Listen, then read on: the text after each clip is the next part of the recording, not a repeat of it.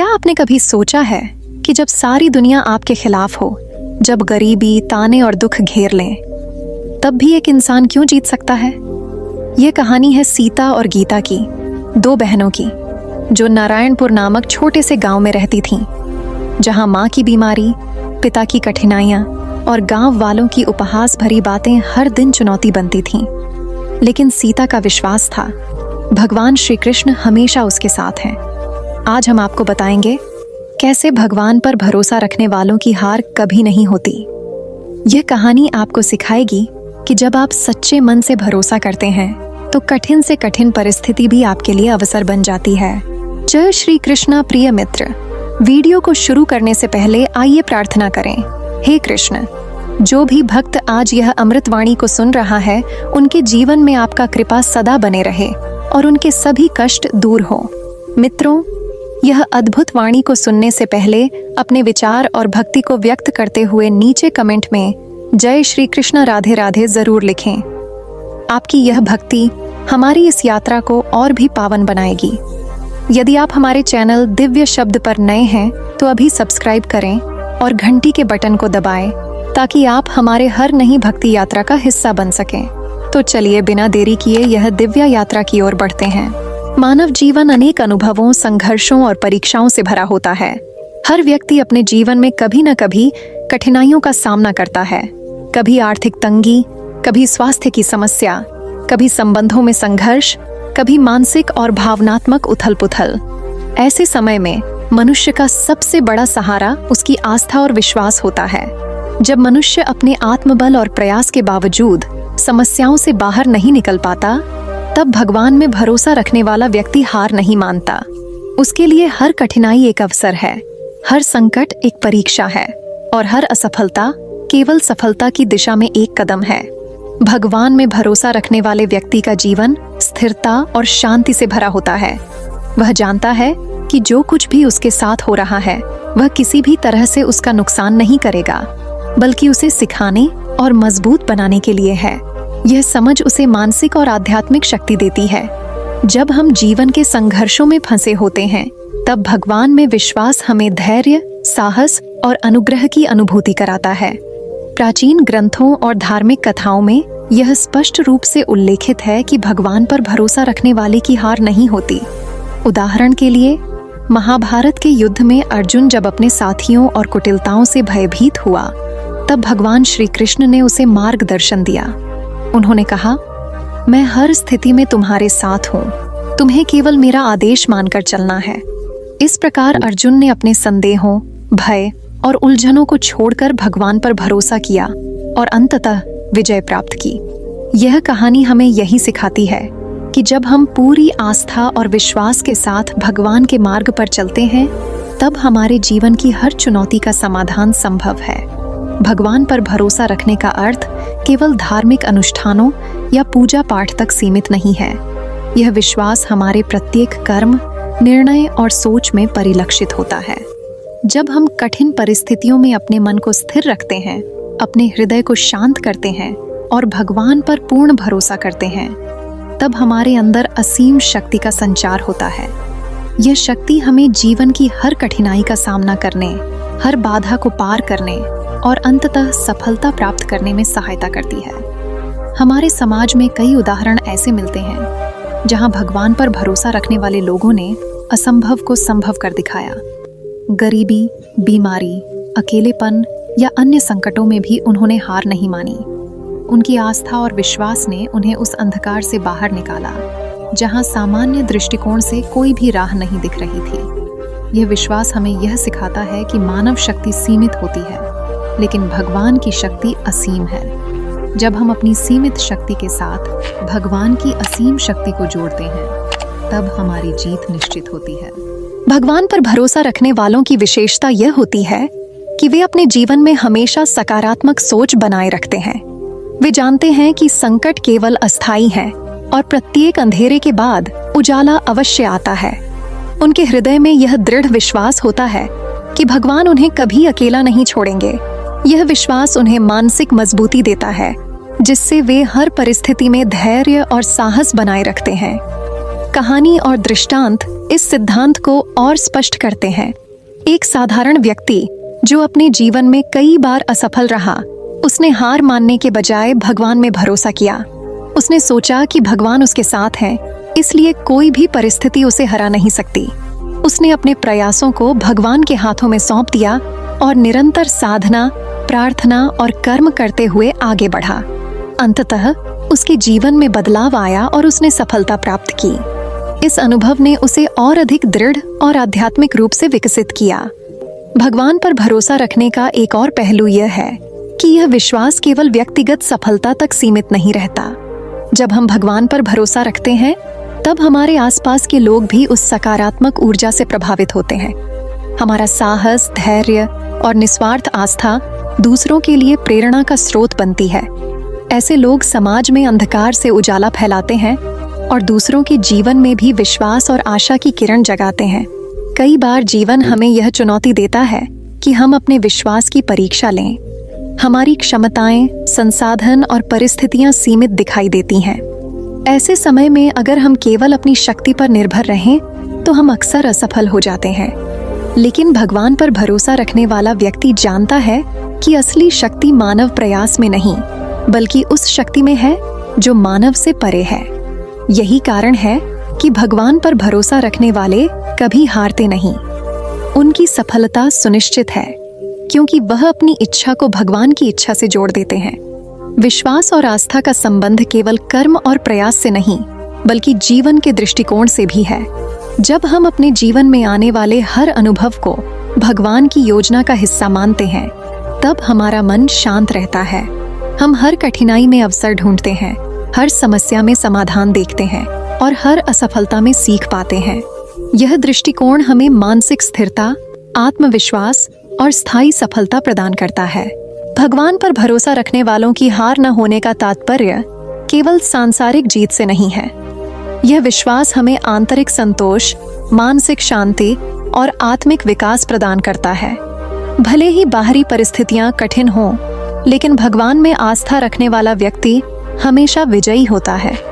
उसकी आत्मा कभी दुखी नहीं होती, उसकी उम्मीद कभी टूटती नहीं और उसका मन हमेशा स्थिर रहता है। इसके अतिरिक्त भगवान पर भरोसा रखने वालों में यह विशेषता होती है कि वे किसी भी परिस्थिति में सकारात्मक दृष्टिकोण अपनाते हैं। वे जानते हैं कि प्रत्येक कठिनाई केवल अस्थायी है और प्रत्येक संघर्ष उन्हें जीवन की एक नई सीख देता है। उनके जीवन में विश्वास और धैर्य का यह मेल उन्हें हर संकट में अडिग बनाए रखता है। आध्यात्मिक दृष्टि से देखा जाए, भगवान पर भरोसा रखने वाला व्यक्ति अपने कर्मों में सच्चा और निष्ठावान होता है। वह जानता है कि हर कर्म का फल भगवान के हाथ में है, इसलिए वह कर्म करता है, लेकिन फल की चिंता नहीं करता। यह दृष्टिकोण उसे मानसिक शांति और स्थायित्व देता है। उसकी हार असंभव है, क्योंकि उसका जीवन भगवान के मार्गदर्शन में चलता है। कई संत और महापुरुषों के जीवन से भी यही सिद्ध होता है।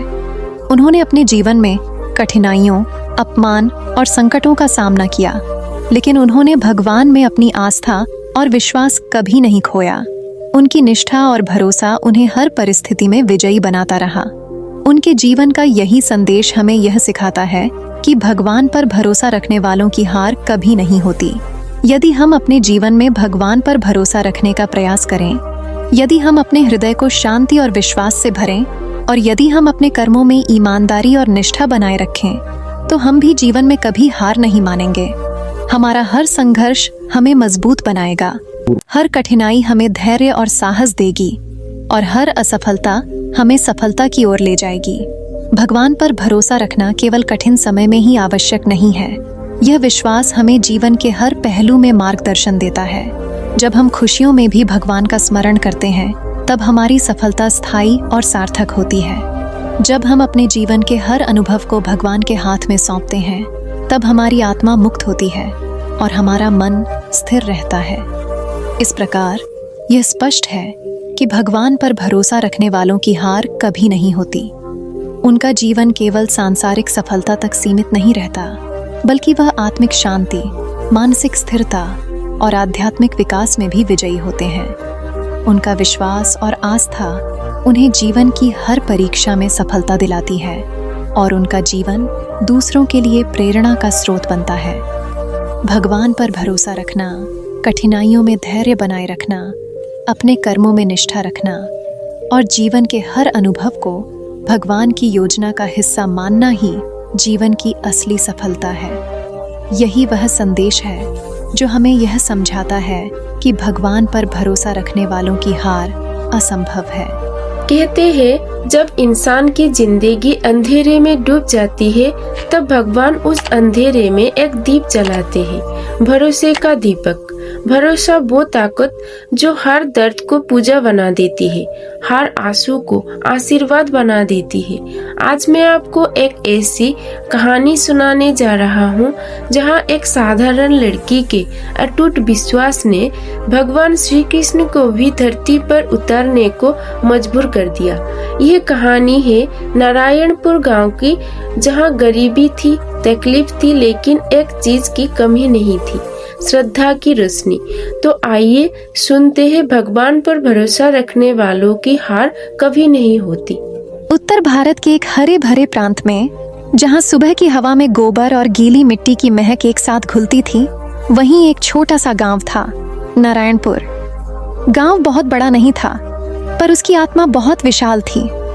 सुबह सूरज की पहली किरण जब खेतों पर पड़ती तो दूर से किसी के मंदिर की घंटियां सुनाई देती और कहीं तुलसी के पौधे के पास दिया टिमटिमा उठता। यही थी नारायणपुर की पहचान, सादगी, परंपरा और ईश्वर के प्रति अटूट प्रेम। गांव के दक्षिण कोने में एक झोपड़ी थी जो देखने में साधारण थी, पर उसमें भक्ति का खजाना बसता था। वहां रहते थे माधव, उनकी पत्नी तारा देवी और उनकी 2 बेटियां, सीता और गीता। गरीबी उनकी चौखट पर बैठी थी, मगर उनके घर की दीवारों पर शिकायत नहीं, सिर्फ भगवान श्री कृष्ण के भजनों की गूंज थी। माधव दिन भर खेतों में मेहनत करता, उसका शरीर थक जाता, पर जब शाम को घर लौटता तो सबसे पहले तुलसी के सामने दिया जलाकर प्रणाम करता और कहता, हे माधव, तेरा नाम भी मेरा नाम है, पर अंतर इतना है कि तू सबका है। मैं तेरे भरोसे वाला एक प्राणी मात्र हूँ। सीता तब तक माँ के पैरों में तेल मल रही होती। उसकी आंखों में गजब की शांति थी, जैसे उसे हर उत्तर पहले से पता हो। सीता छोटी उम्र से ही भगवान श्री कृष्ण की अद्भुत भक्त थी। गांव के लोग कहते थे कि यह लड़की जन्म से ही कुछ अलग है। वह अक्सर खेतों में जाते समय भगवान से बातें करती। कोई सुन ले तो सोचता कि पगली है, लेकिन जब वह बोलती थी तो ऐसा लगता जैसे हवा भी ठहर कर उसकी बात सुन रही हो।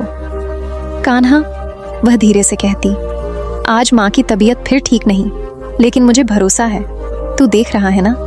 फिर वह मुस्कुराकर आसमान की ओर देखती और लगता जैसे उसे जवाब मिल गया हो। छोटी बहन गीता उससे बिल्कुल उलट थी। वह थोड़ी दुनियादार, थोड़ी अधीर थी। उसे यह बात समझ नहीं आती थी कि जब भगवान सच में है तो वह अपनी माँ की बीमारी क्यों नहीं मिटाते। वह अक्सर सीता से कहती, दीदी, तू रोज तुलसी में पानी डालती है, रोज मंत्र पढ़ती है, रोज मंदिर जाती है, फिर भी माँ की हालत क्यों बिगड़ रही है? क्या भगवान सच में सुनते हैं? सीता मुस्कुराकर कहती, गीता, भगवान सुनते हैं, लेकिन हमारे मन की आवाज तब तक नहीं सुनाई देती जब तक उसमें शिकायत की जगह भरोसा न भर जाए। माँ तारा देवी खाट पर लेटी रहती, पर उनके चेहरे पर ऐसी शांति होती जैसे उन्हें अपने हर दुख का अर्थ मालूम हो। वह सीता की ओर देखती और कहती, बेटिया, तू मेरी सांसों की औषधि है।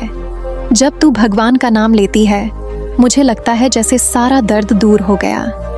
सीता धीरे से उनका सिर सहलाती और कहती, माँ, मैं कुछ नहीं करती, सब तो कृष्ण करते हैं। मैं तो बस उनकी आवाज सुनती हूँ। कभी कभी रात में जब सब सो जाते, सीता चुपचाप घर के आंगन में बैठकर भगवान से बातें करती। चांदनी में उसकी आंखें चमकती और वह कहती, कान्हा, तू सबका रखवाला है, पर मेरे दिल में जो तूने जगह ली है वो कोई नहीं ले सकता।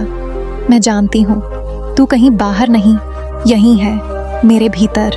वह ऐसा कहती और उसकी बगल में रखे दिए की लौ तेज हो जाती, जैसे किसी ने उसमें अपनी सांस फूंक दी हो। माधव जब सुबह खेत जाता तो दूर से वही दृश्य दिखता। सीता तुलसी के पास दीपक ली खड़ी, आंखें बंद की प्रार्थना में डूबी हुई। उसे देखकर माधव के दिल में गर्व होता। वह सोचता, मेरी बेटी ने भले ही दुनिया की पढ़ाई न की हो, पर उसने जीवन का सबसे बड़ा ज्ञान पा लिया है, भरोसे का। पर यह भरोसा भी जल्द ही परीक्षा में पड़ने वाला था। गांव का जमींदार बृजमोहन सिंह, जो गांव का सबसे अमीर और सबसे घमंडी व्यक्ति था, धीरे धीरे सबकी जमीनें अपनी मुट्ठी में करता जा रहा था। उसका स्वभाव ऐसा था कि अगर कोई गरीब व्यक्ति उसे देखकर राम राम भी कह दे तो वह आंखें चढ़ा लेता। उसे लगता कि उसके धन के आगे सब कुछ झुक जाना चाहिए, यहाँ तक कि भगवान भी। बृजमोहन का घर गांव के बीचों बीच था। संगमरमर की दीवारें, ऊंचे दरवाजे, हाथी दांत की कुर्सियां और भीतर घमंड का साम्राज्य। जब भी कोई गरीब किसान उससे मदद मांगने आता, वह कहता, भगवान का नाम लो, मैं भगवान नहीं जो सबका बोझ उठाऊं। और यह बात सुनकर माधव का दिल दुखी हो जाता। एक दिन जब तारा देवी की तबीयत बहुत बिगड़ी, माधव ने हिम्मत करके जमींदार से कुछ रुपए उधार मांगे। बृजमोहन ने हंसकर कहा, माधव, तेरे जैसे लोगों को उधार नहीं दिया जाता, दया दिखाई जाती है, और मेरे पास दया का खजाना नहीं है। अगर तेरा भगवान है तो उससे मांग ले। माधव चुप रह गया, पर सीता ने अपने पिता का कांपता हुआ हाथ पकड़ लिया। उसने शांत स्वर में कहा, बाबा, जब दुनिया दरवाजे बंद करती है तब भगवान एक रास्ता खोलते हैं। हमें जमींदार की नहीं, अपने श्री कृष्ण की जरूरत है। उस रात जब सब सो गए, सीता ने घर के एक कोने में दीपक जलाया। हवा बह रही थी पर लौ बुझ नहीं रही थी।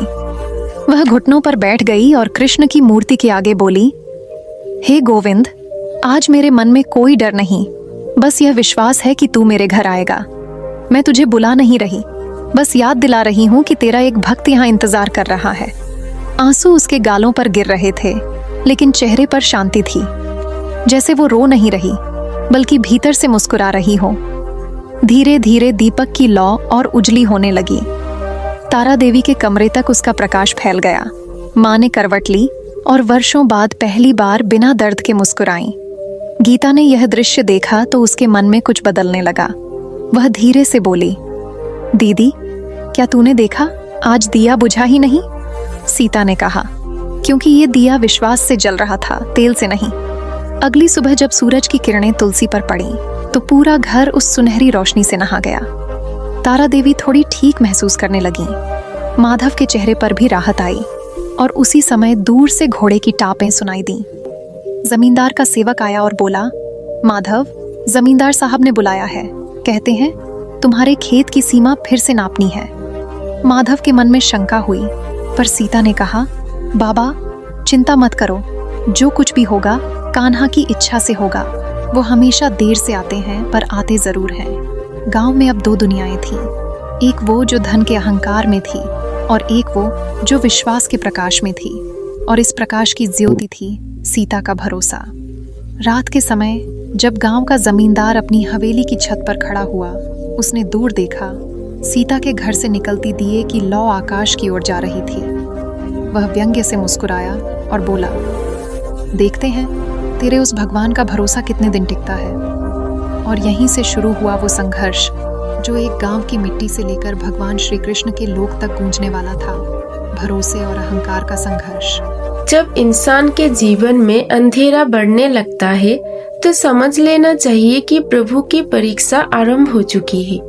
कभी कभी भगवान हमें संकट में डालते हैं ताकि हम जान सके कि हमारा भरोसा कितना सच्चा है। आज की कथा में हम देखेंगे जब गरीबी, बीमारी और अपमान ने एक भक्त के दरवाजे पर दस्तक दी, तब भी उसने कहा, कान्हा तू जरूर आएगा। ये कहानी है सीता की। नारायणपुर की सुबह अब पहले जैसी नहीं रही थी। खेतों में अब हरियाली कम थी और माधव के चेहरे पर चिंता की लकीरें गहरी हो चली थीं। हवा में ठंडक थी, पर उस घर के भीतर एक तपिश थी, चिंता, बीमारी और उम्मीदों की।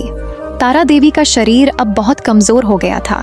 उनकी खांसी अब रातों की नींद चुरा लेती थी।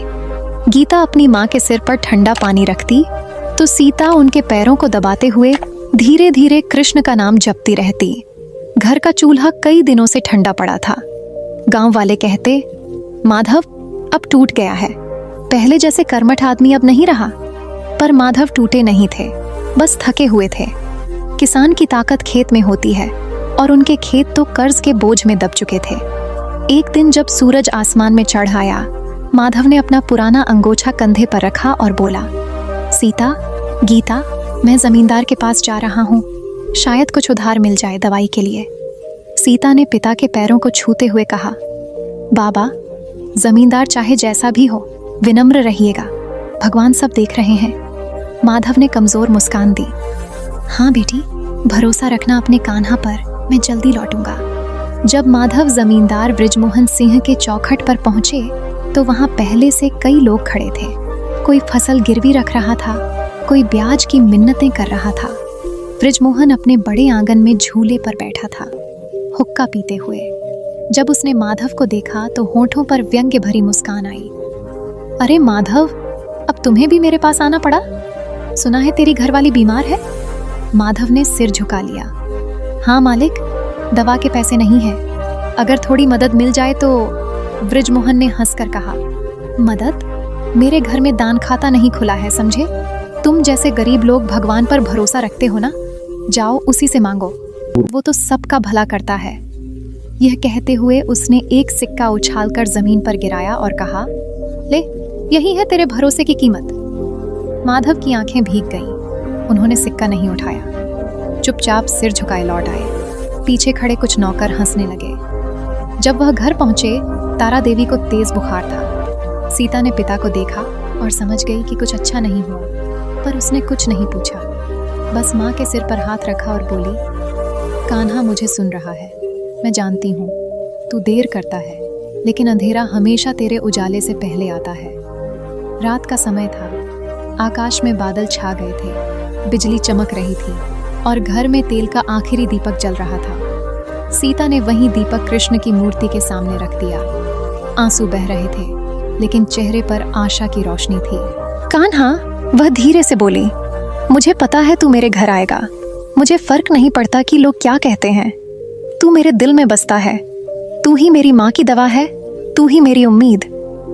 इतने में दरवाजे पर दस्तक हुई। गीता घबराई। दीदी, इतनी रात गए कौन होगा? सीता ने कहा, कान्हा के बिना कुछ नहीं होता, देखो कौन आया है। दरवाजे पर एक अजनबी साधु खड़ा था। उसके माथे पर चंदन का तिलक, हाथ में कमंडल और एक छोटी सी पोटली। उसने कहा, बेटी, क्या यह माधव का घर है? सीता ने विनम्रता से सिर झुकाया। हाँ बाबा, आइए, हमारी माँ बीमार है। साधु ने कहा, मुझे वहीं तो भेज कर लाया है। सीता ने चौंक कर पूछा, किसने? साधु मुस्कुराया, जिसे तुम हर रात बुलाती हो, वही कृष्ण। साधु ने पोटली खोली। उसमें तुलसी मिश्रित चूर्ण और कुछ भस्म थी। उसने तारा देवी के माथे पर भस्म लगाई और कहा, इस प्रसाद को उन्हें पिला दो, यह कोई औषधि नहीं, विश्वास का आशीर्वाद है। सीता ने हाथ जोड़कर कहा, बाबा, क्या आप मेरे कान्हा को जानते हैं? साधु ने केवल इतना कहा, कान्हा को नहीं जानता, वह जानता है किसे बुलाना है। यह कहकर वह मुस्कुराया और चला गया। जब तक सीता बाहर दौड़ी, वह गायब था, जैसे हवा में विलीन हो गया हो। उसने तुरंत प्रसाद माँ को दिया। कुछ ही देर में तारा देवी की सांसें स्थिर होने लगीं। माथे का ताप उतर गया। गीता ने आश्चर्य से कहा, दीदी, माँ ठीक हो रही हैं, ये कैसे हुआ? सीता ने गीता का हाथ थाम लिया। कान्हा ने कहा था, भरोसा रखो, मैं साथ हूँ। रात बीत गई, लेकिन उस घर का अंधेरा जैसे मिट गया था। सुबह की पहली किरण जब खिड़की से भीतर आई तो तारा देवी मुस्कुराते हुए बोली, सीता, तेरे कान्हा ने मेरी सुन ली। सीता ने आंखें बंद की और कहा, माँ, जब भरोसा सच्चा होता है तो भगवान चमत्कार नहीं करते, बस अपना अस्तित्व दिखा देते हैं। गांव में अगले दिन यह बात फैल गई। लोग कहने लगे, सुना है माधव की पत्नी को एक साधु ने ठीक कर दिया। पर सीता जानती थी, वह कोई साधु नहीं था, वह स्वयं उसका श्याम था, जिसने भक्त की पुकार सुन ली थी। जब इंसान भगवान पर भरोसा रखता है तो दुनिया उसे मूर्ख कहती है। जब वो हार नहीं मानता तो वही दुनिया कहती है चमत्कार हो गया। भक्ति की राह पर सबसे कठिन परीक्षा होती है लोगों की बातें सहना। आज की कथा में सीता उस राह पर बढ़ रही है जहाँ ताने, हंसी और अपमान उसके विश्वास को तोड़ना चाहता है, पर वो कहती है, अगर दुनिया मुझे झूठी कहे तब भी मैं तेरा नाम नहीं छोड़ूंगी। नारायणपुर का वह छोटा सा गांव अब एक नई चर्चा में डूबा हुआ था। हर गली, हर चौपाल पर लोग कह रहे थे, माधव की औरत को एक साधु ने ठीक कर दिया। नहीं भाई, वह तो उसकी बेटी सीता ने कोई टोना टोटका किया होगा। कहते हैं वो कृष्ण से बातें करती है। अब भला भगवान किसी गरीब के घर आएगा क्या? गांव की जुबान जैसे हवा में फैलती आग, कोई उसे रोक नहीं सकता। सीता जब मंदिर जाती तो कुछ औरतें फुसफुसाकर हंस देती। कोई कहता, ले देखो, ये वही है जिसके भगवान ने खुद घर आकर इलाज किया। किसी ने कहा, अरे चमत्कार नहीं बेटी, किस्मत थी उसकी। अब देखना कब तक टिकेगा ये भरोसा। सीता हर शब्द सुनती थी पर कुछ कहती नहीं। वह मंदिर की घंटियों के स्वर में अपनी पीड़ा दबा देती। वह जानती थी कि जब इंसान के भीतर प्रकाश जगता है तो सबसे पहले अंधेरा उसी के चारों ओर इकट्ठा होता है। उस दिन जब वह घर लौटी तो गीता ने भी धीमे स्वर में कहा, दीदी, लोग कहते हैं कि माँ तो वैसे भी ठीक हो जाती, शायद वह साधु नहीं, बस संयोग था। सीता ने उसकी ओर देखा। गीता, अगर तू अपने कान्हा पर भरोसा छोड़ देगी तो फिर कौन रखेगा? दुनिया का क्या है, वो कल तेरी हंसी उड़ाएगी, पर भगवान कल तेरा भाग्य बनाएगा। गीता चुप रही, पर उसके मन में संदेह का बीज पड़ गया था। वह सोचती रही, अगर भगवान सीता की सुनता है तो हमारे घर में अब भी गरीबी क्यों है? माँ अब भी कमजोर क्यों है? यह संदेह धीरे धीरे उसके मन की शांति को निगलने लगा। उस रात जब बारिश के बिना खेतों में दरारें बढ़ने लगीं, गांव में सभी किसान परेशान थे। फसलें सूखने की कगार पर थीं। आकाश महीनों से बादल रहित था। माधव का चेहरा चिंता से झुर्रियों में डूब गया। वह बोला, अगर इस हफ्ते तक पानी नहीं बरसा तो हमारी जमीन भी चली जाएगी। गांव के लोग पनघट पर इकट्ठे होकर बोले, अब देखना माधव की बेटी सीता क्या करती है। जिसके भगवान ने उसकी माँ को बचा लिया, अब जमीन भी बचा ले। कुछ ने हंसते हुए कहा, चलो अब तो इसे कहो कि अपने कृष्ण से बरसात करवाए। सीता वहां खड़ी थी पर उसने एक शब्द नहीं कहा। वह बस मुस्कुराई और बोली, ठीक है, तुम सब हंसो, पर मैं अपने कान्हा को याद करूंगी, क्योंकि मेरा भरोसा दूसरों की हंसी पर नहीं, उनके वचन पर है। रात का समय था। गांव में अंधेरा गहरा चुका था। माधव और तारा देवी सो गए थे। गीता खिड़की के पास बैठी थी। उसका मन टूटा हुआ था। सीता कृष्ण की मूर्ति के सामने दीपक लेकर बैठी। उसने धीमे स्वर में कहा, कान्हा, लोग कहते हैं कि तू नहीं है, कहते हैं कि तू सिर्फ किताबों में है, पर मुझे पता है तू मेरे भीतर है। अगर आज मेरा विश्वास सच्चा है तो तू खुद अपनी पहचान देगा। मैं तुझसे कुछ नहीं मांगती, न धन न आराम, बस इतना कि तू दिखा दे कि तू मेरे साथ है। उसकी आवाज कांप रही थी पर उसका हृदय दृढ़ था।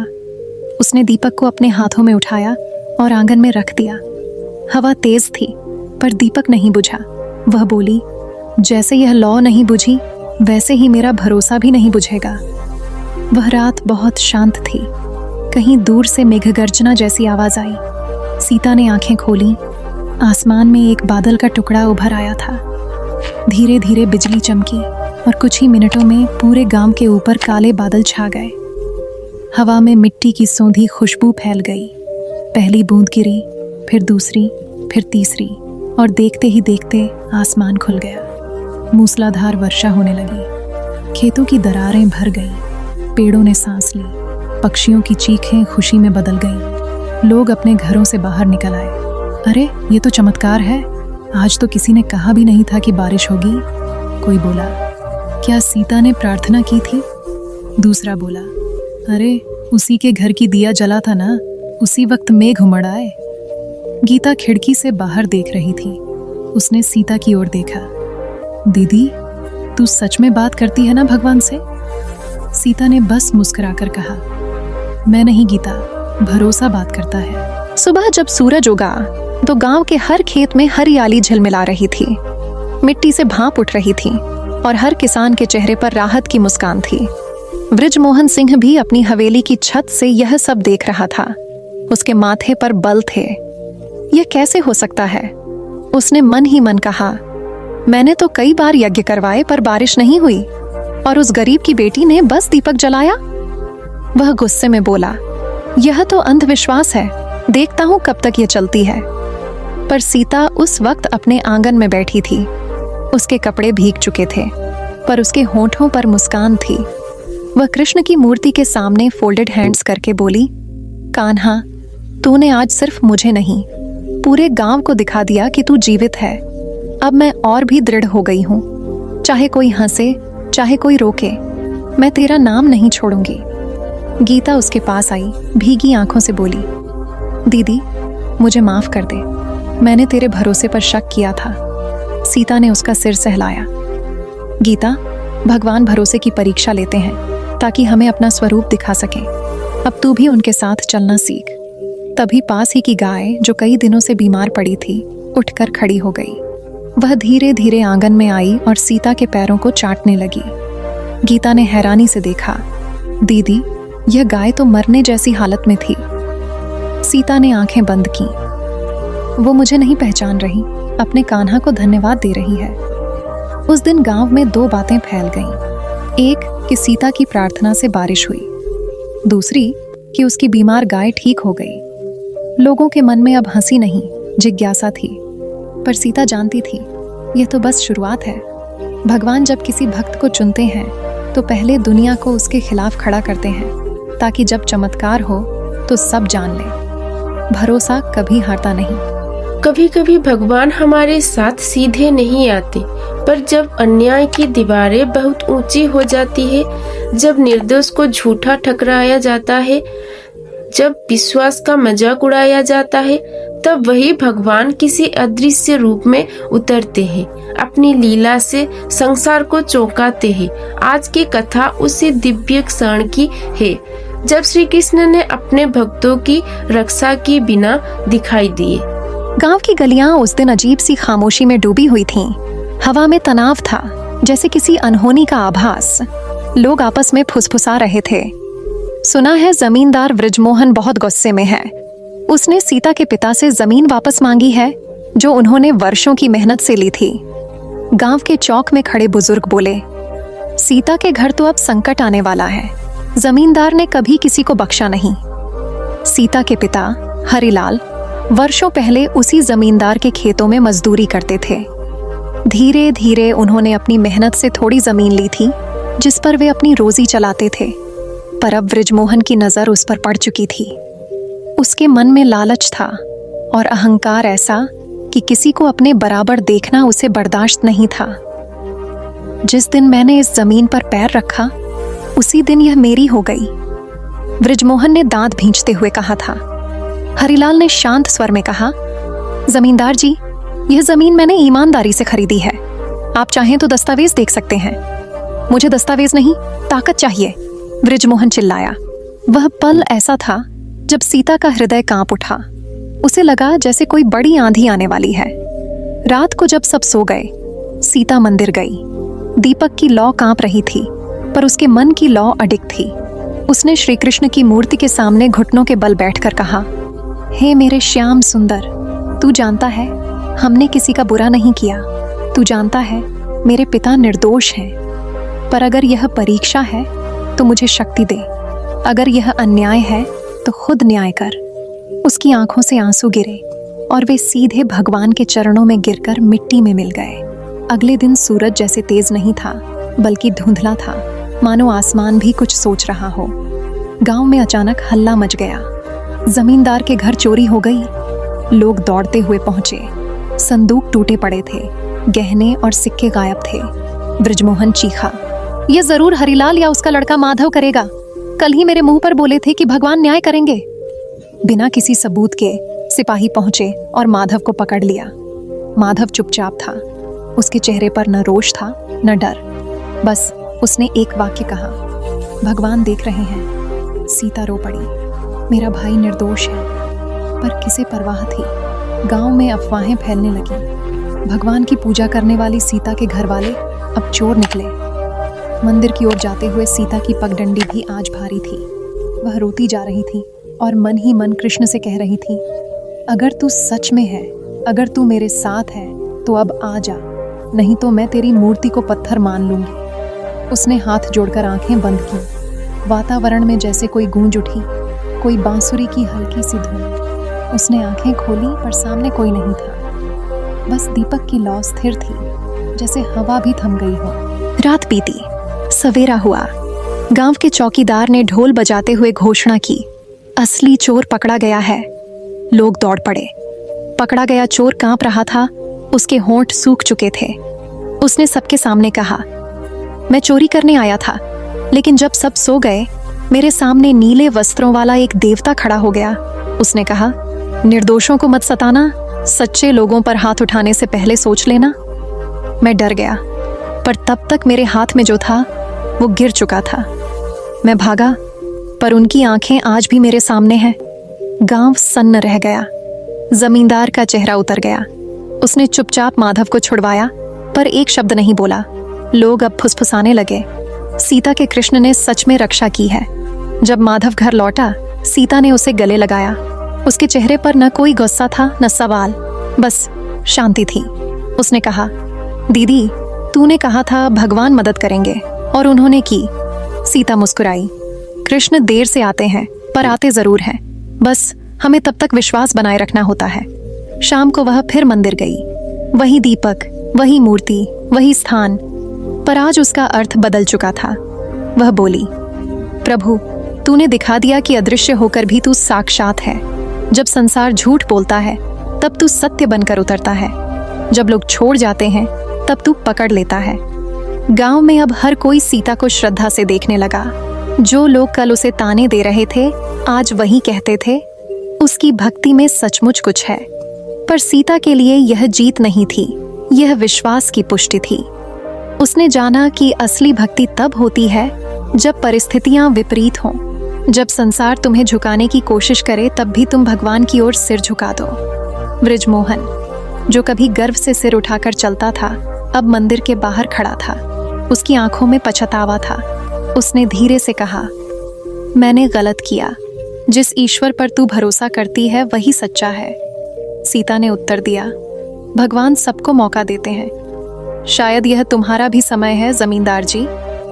धीरे धीरे उसकी कठोरता पिघलने लगी।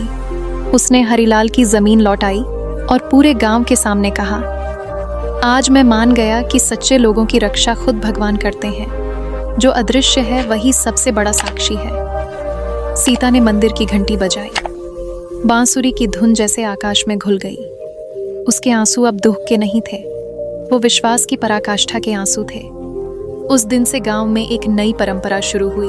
हर अन्याय के बाद लोग कहते, रुको, कृष्ण देख रहे हैं। और उस मंदिर के दीपक में, जहां सीता ने पहली बार विश्वास के आंसू गिराए थे, आज भी वह लौ जलती है, शांत, स्थिर और अमर, जैसे कह रही हो, अदृश्य होकर भी प्रभु सदा उपस्थित हैं। घर के आंगन में आज अजीब सी खामोशी थी। हवा चल रही थी, पर पेड़ों की पत्तियां जैसे थम सी गई थीं। भीतर तारा देवी लेटी थीं। उनके चेहरे पर एक ऐसी थकान थी जो जीवन की अंतिम यात्रा से पहले आने वाली शांति जैसी होती है। पास में बैठी सीता उनके पैर दबा रही थी। उसकी आंखों में आंसू थे, पर होठों पर वही नाम था, कृष्ण कृष्ण। गीता को यह सब अब असहनीय लगने लगा था। वह बार बार सीता की ओर देखती और फिर मूर्ति की ओर, जैसे कोई सवाल उसके भीतर बार बार उठ रहा हो। अंततः वह फट पड़ी। सीता, तू रोज भगवान से प्रार्थना करती है, रोज उनके आगे रोती है, तो फिर माँ की ये हालत क्यों है? अगर सच में तेरे कृष्ण हैं, तो उन्हें ठीक क्यों नहीं करते? सीता ने अपने आंसू पोंछे, गहरी सांस ली और बहुत शांत स्वर में कहा, गीता, भगवान बीमारी नहीं मिटाते, वे आत्मा को शांति देते हैं। कभी कभी जो हमें दुख लगता है, वही आत्मा की मुक्ति का मार्ग होता है। हम सिर्फ शरीर को देखते हैं, पर वे आत्मा का सफर देखते हैं। गीता ने झुंझला कर कहा, शांति? कैसी शांति जब माँ दर्द से कराह रही हैं? कैसी भक्ति जो अपने सबसे प्यारे को बचा नहीं सकती? सीता ने उत्तर नहीं दिया। उसने सिर्फ माँ के माथे पर हाथ रखा और कहा, प्रभु, इन्हें शांति देना और हमें समझ देने का आशीर्वाद देना। रात गहराती गई। दीपक की लौ डगमगाई, जैसे हर सांस के साथ तारा देवी का जीवन भी डोल रहा हो। कमरे में अब केवल 3 आवाजें थीं, सांसों की हल्की खड़खड़ाहट, बाहर की हवा और सीता के होठों पर बजता कृष्ण नाम। तारा देवी ने धीरे से आंखें खोलीं। उनकी दृष्टि सीता पर टिकी। वे बोली, सीता, तेरी भक्ति ही हमारे घर की रक्षा करेगी। गीता का क्रोध भी एक दिन तेरे विश्वास के आगे झुक जाएगा। उनके शब्द कांपते हुए निकले और फिर एक लंबी सांस के साथ जैसे पूरा आंगन मौन हो गया। मृत्यु का वह क्षण इतना गहरा था कि हवा भी रुक गई। दीपक की लौ स्थिर हो गई, जैसे खुद भगवान उस पल वहां उपस्थित हो। गीता वहीं बैठी रह गई, माँ के निर्जीव शरीर को देखकर। उसके भीतर सब कुछ बिखर गया। वह चिल्लाई, सीता, तेरे भगवान कहाँ हैं अब क्या देंगे वे शांति? क्या यहीं तक था उनका प्रेम? सीता मौन रही। उसने माँ के चरणों में माथा रखा और कहा, माँ अब सो गई हैं गीता। भगवान ने उन्हें अपनी गोद में जगह दी है। गीता की आंखें लाल थीं। उसने कहा, अगर यही तेरा भगवान है तो मैं उसे नहीं चाहती। मुझे ऐसा भगवान नहीं चाहिए जो ले जाए। वह मंदिर की ओर भागी। उसने दीवारों को थपथपाया, मूर्ति की ओर उंगली उठाई। तू पत्थर है, बस पत्थर। अगर तू होता तो मेरी मां न जाती। मंदिर की शांति टूट गई। सीता भी पीछे पहुंची। उसने धीरे से कहा, गीता, जब तू चिल्ला रही है तब भी वही सुन रहा है। जो तू उसे पत्थर कह रही है वही तेरे आंसुओं को गिन रहा है। तू अभी नहीं समझेगी, पर एक दिन समझेगी कि मृत्यु अंत नहीं, एक नई शुरुआत है। पर गीता सुनना नहीं चाहती थी। वह बाहर निकल गई और उसकी हर सांस अब सवाल बन चुकी थी। सीता अकेली रह गई। माँ का शरीर अब मिट्टी के हवाले होना था। उसने अपने कांपते हुए हाथों से माँ के पैर में तुलसी रखी और आंखें बंद कीं। हे कृष्ण, आज मेरा संसार चला गया, लेकिन मेरा विश्वास नहीं जाएगा। तू जो भी करेगा स्वीकार है। तेरी मर्जी में मेरा जीवन है।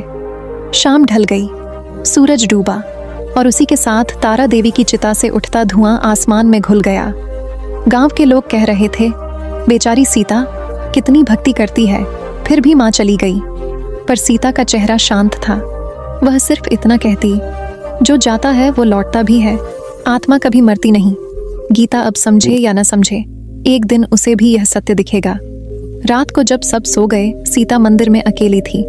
दीपक की लौ स्थिर थी और बाहर हल्की हवा चल रही थी। उसने धीरे से कहा, प्रभु, आज सब छिन गया, पर मैं जानती हूँ तू अभी भी यहीं है। तू मुझे दिखा दे वो राह, जहाँ से मैं गीता के हृदय को तेरे प्रेम की ओर मोड़ सकूं। अचानक मंदिर के भीतर एक हल्की सी सुगंध फैली। कहीं से बांसुरी की मंद धुन उठी। दीवारों पर लगी दीपमालाएं बिना हवा के ही हिलने लगीं। सीता ने आंखें खोलीं। मूर्ति पर से एक पुष्प नीचे गिरा था, ठीक उसकी हथेली में। वह मुस्कुराई। मुझे उत्तर मिल गया प्रभु। जब तू मौन रहता है तब भी बोलता है। पर दूसरी ओर गीता पूरी तरह दूर जा चुकी थी। उसने गांव छोड़ने का निर्णय लिया। उसे लगा, यह घर, यह मंदिर, यह सब झूठ है। वह बोली, मैं तब तक नहीं लौटूंगी जब तक मुझे यह साबित ना हो जाए कि भगवान सच में है। सीता ने उसे रोकने की कोशिश नहीं की। उसने बस उसके माथे पर हाथ रखा और कहा, जा गीता, भगवान तुझसे दूर नहीं, तेरे भीतर है। एक दिन तो खुद समझेगी। गीता चली गई। सीता ने मंदिर की ओर देखा और कहा, प्रभु, अब ये मेरी अकेली यात्रा है। अब जो भी होगा तेरी इच्छा से होगा। धीरे धीरे घर खाली हो गया। दीवारों की दरारों से हवा सीता के भजनों के साथ मिलती रही। कभी वह माँ की तस्वीर के सामने बैठकर कहती, माँ, तेरा आशीर्वाद अब मेरे विश्वास में बस गया है। कभी वह खेतों में खड़ी होकर आसमान की ओर देखती, हे कृष्ण, तूने सब लिया ताकि मैं सब तुझ में पा सकूं। समय बीतता गया पर उसका विश्वास न टूटा। गांव वाले अब भी कहते, वो लड़की पागल है जिसने भगवान को सब कुछ सौंप दिया। पर उसे किसी की परवाह नहीं थी। उसे पता था भगवान ने उसे अकेला नहीं छोड़ा, बस गहराई से परखा है। और सच ही, दूर किसी नगर में गीता के जीवन में धीरे धीरे वही घटनाएं होने लगीं जो उसकी समझ से बाहर थीं। किसी अजनबी की मदद, किसी असंभव कार्य का सहज हो जाना। पर यह सब अगले अध्याय की कहानी थी, जहां गीता को फिर से अपनी बहन के विश्वास से जुड़ना था। उस रात मंदिर के दीपक की लौ फिर स्थिर हो गई। सीता ने आंखें बंद की। बांसुरी की वही धुन गूंज उठी और लगता था जैसे कोई अदृश्य स्वर कह रहा हो, विश्वास कभी मरता नहीं, वह बस परीक्षा से गुजरता है। नारायणपुर गांव की रातें अब पहले जैसी नहीं रहीं। कभी जहां मंदिर की घंटियां गूंजती थीं, वहां अब लोगों की फुसफुसाहट सुनाई देती थी।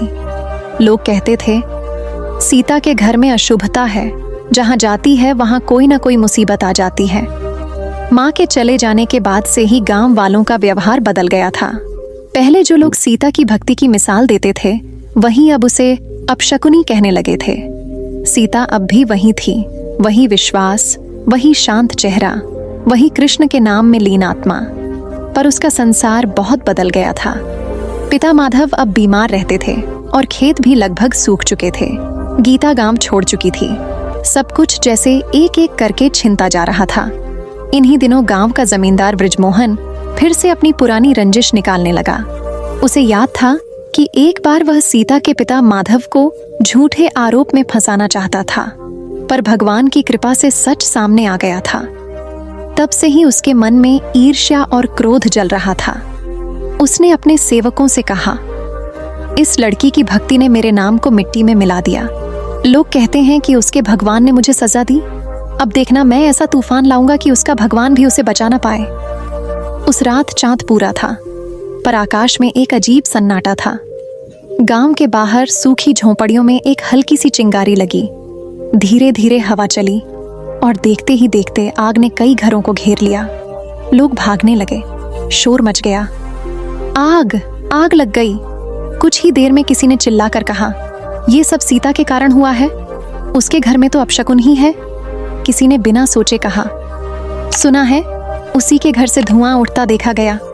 भीड़ एक दिशा में दौड़ी, मंदिर के पास जहां सीता अपने पिता को संभाल रही थी।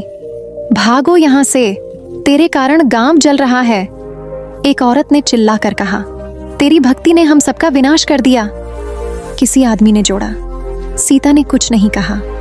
उसने बस मंदिर के द्वार की ओर देखा और धीमे स्वर में कहा, हे कान्हा, ये वही लोग हैं जिनके लिए तूने सब किया।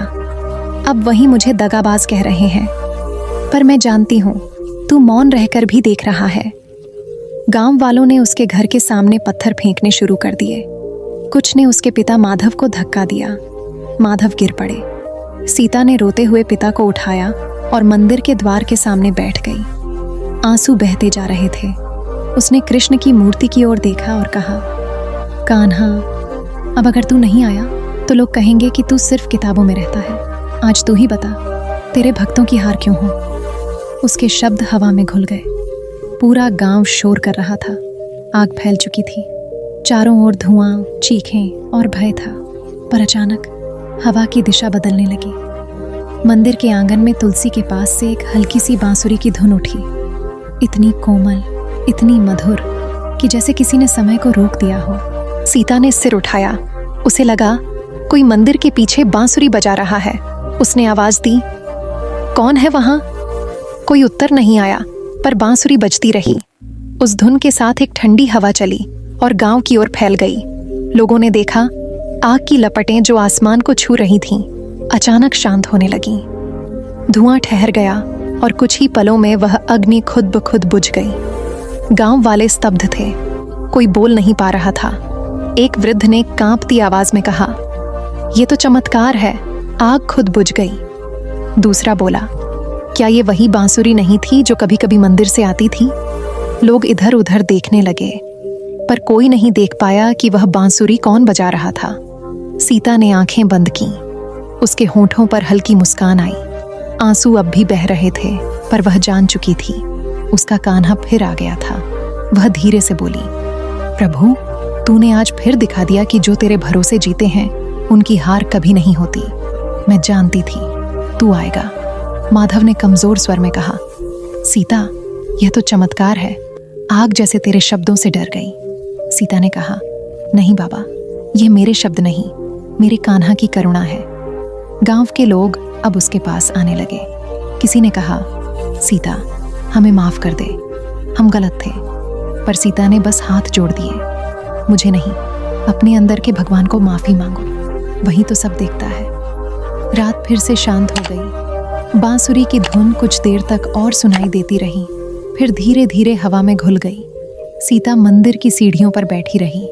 चांदनी उसकी आंखों पर पड़ रही थी और वह मन ही मन कह रही थी, कान्हा, अगर तू हर बार मुझे इस तरह बचाने आएगा तो मैं हर अपमान, हर दुख को तेरे चरणों में अर्पित कर दूंगी। वह उसी धुन में डूब गई। बांसुरी अब उसके हृदय में बज रही थी। मंदिर के दीपक की लौ स्थिर थी और तुलसी की पत्तियां बिना हवा के झूम रही थीं। गांव की औरतें अब दूर खड़ी थीं, पर उनके चेहरे पर भय नहीं, भक्ति थी। वह रात बाद में नारायणपुर की चमत्कारी रात के नाम से जानी गई। लोग कहते थे उस रात भगवान खुद उतर आए थे, पर सीता जानती थी भगवान कहीं से आते नहीं, वो बस अपने भक्त के भीतर से प्रकट होते हैं। उसने मंदिर की ओर देखा और कहा, कान्हा, तूने फिर साबित किया कि सबसे अंधेरी रात में भी तेरी बांसुरी की एक धुन ही जीवन की सबसे बड़ी रोशनी बन जाती है। धीरे धीरे सुबह हुई। गांव में फिर से शांति लौट आई, पर उस रात का रहस्य कोई सुलझा नहीं पाया। किसने बांसुरी बजाई थी? कई लोगों ने कहा शायद कोई साधु था, कुछ ने कहा शायद हवा थी, पर सीता जानती थी वो उसका कान्हा था। उसने मंदिर के सामने तुलसी के पास प्रणाम किया और कहा, प्रभु, तू न दिखे फिर भी हर बार दिख जाता है। उस रात के बाद पूरा गांव एक अजीब सी खामोशी में डूबा हुआ था। जिन लोगों ने खुद सीता को अपशगुनी कहा था, वे अब एक दूसरे की आंखों में झांकने से भी डर रहे थे, क्योंकि जो हुआ था वह किसी इंसान के बस की बात नहीं थी। आग जो पूरे गांव को निगलने चली थी, वह अपने आप बुझ गई थी। और बुझी भी कहाँ, वहां से बांसुरी की धुन उठी थी, वो धुन जिसे सुनकर सबका हृदय कांप उठा था। कोई कहता वो बांसुरी किसी देवता की थी, कोई कहता शायद खुद श्री कृष्ण आए थे। लेकिन सीता बस चुप थी। वह मंदिर की सीढ़ियों पर बैठी थी, तुलसी के पास। उसकी आंखों में थकान थी, पर भीतर एक नया प्रकाश भी। सीता ने उस रात सपना देखा। सपना या कोई दिव्य अनुभूति, कहना मुश्किल था। उसने देखा कि उसके सामने नील वस्त्रों में मयूर पंख धारण किए एक दिव्य पुरुष खड़े हैं। उनकी आंखों में असीम प्रेम था और मुस्कान में ऐसी शांति थी जिसे शब्दों में बांधा नहीं जा सकता। सीता कांपते हुए बोली, कान्हा, तू सच में है? कृष्ण मुस्कुराए। मैं वहीं हूं जहां आस्था सांस लेती है सीता। भरोसा रखना, जीत वहीं जन्म लेती है जहां सब हार मान लेते हैं। सीता की आंखों से आंसू बह निकले। उसने कहा, सबने मेरा विश्वास तोड़ दिया प्रभु, अब तू ही सहारा है। कृष्ण ने उत्तर दिया, तूने विश्वास नहीं छोड़ा, इसलिए तूने मुझे पाया। जो संसार के तानों से नहीं टूटा, वही ईश्वर की छाया में अमर होता है। सुबह जब सीता उठी, उसके चेहरे पर एक अद्भुत तेज था। गांव की औरतें उसके दरवाजे के बाहर खड़ी थीं। कोई दूध देने आई थी, कोई बस देखने। उनके मन में जिज्ञासा थी, क्या सच में कोई देवता उससे मिलने आया था? सीता ने कुछ नहीं कहा, बस मुस्कुराई और मंदिर चली गई। वहीं दूसरी ओर जमींदार बृजमोहन का घर अशांत था। उसका बेटा मोहन बीमार था। अचानक उसे तेज बुखार आया और सारी दवा बूटी, तांत्रिक उपाय सब व्यर्थ हो गए। वह तड़प रहा था और बृजमोहन की पत्नी रो रो कर बेहाल थी। गांव का वैद्य भी हार मान चुका था। बृजमोहन के भीतर डर समा गया था। क्या यह वही दैवी शक्ति है जो कल रात प्रकट हुई थी? इसी बीच किसी ने कहा, सीता को बुलाओ, सुना है उस पर भगवान की कृपा है। बृजमोहन का चेहरा लाल पड़ गया। वही औरत जिसने मेरे खिलाफ पूरे गांव में अफवाह फैलाई। पर उसकी पत्नी बोली, वह औरत नहीं, शायद वही सच्ची है जिसे हम झूठ समझ बैठे थे। एक बार कोशिश करने में क्या जाता है। अंततः हार कर बृजमोहन ने अपने सेवक को भेजा। सीता मंदिर में थी। सेवक ने कहा, मालिक बुला रहे हैं, उनके बेटे की जान खतरे में है। सीता ने एक पल के लिए तुलसी की ओर देखा, फिर कहा, मैं सेवा के लिए जाती हूँ, लेकिन उपचार मैं नहीं, कृष्ण करेंगे। वह जमींदार के घर पहुंची। सबकी निगाहें उस पर थीं। वह शांत होकर मोहन के सिरहाने बैठी। बालक का माथा जल रहा था। सीता ने अपनी आंखें बंद कीं और धीरे से बोली, हे द्वारकाधीश, यदि तू सच में मेरे भीतर बसता है तो इस बच्चे के प्राणों की रक्षा कर। इसके पिता ने भले मुझसे द्वेष किया हो, पर एक पिता के आंसू देखकर तू मौन न रह। उसके होठों पर कृष्ण का नाम था। कमरा जैसे ठंडा होने लगा। मोहन का शरीर शांत हो गया। धीरे धीरे उसकी सांसें सामान्य होने लगीं। सबके मुंह से एक ही शब्द निकला, चमत्कार। बृजमोहन की आंखों से आंसू बह निकले। उसने सिर झुकाया और कहा, सीता, मैंने तेरा बहुत अपमान किया, पर तूने बदले में मेरे बेटे को जीवन दिया। तू कौन है? सीता ने उत्तर दिया, मैं कुछ नहीं हूँ मालिक, बस श्री कृष्ण की दासी हूँ। जिसने मुझे अपमानित किया उसी के घर उन्होंने करुणा बरसाई। यही उनका स्वभाव है, द्वेष में भी दया। गांव में खबर फैल गई, जमींदार के बेटे को सीता की प्रार्थना से जीवन मिला। लोग जो कल तक सीता पर पत्थर फेंकते थे, आज उसके द्वार पर तुलसी रखकर प्रणाम करने लगे। पर वृजमोहन का अहंकार अभी पूरी तरह टूटा नहीं था।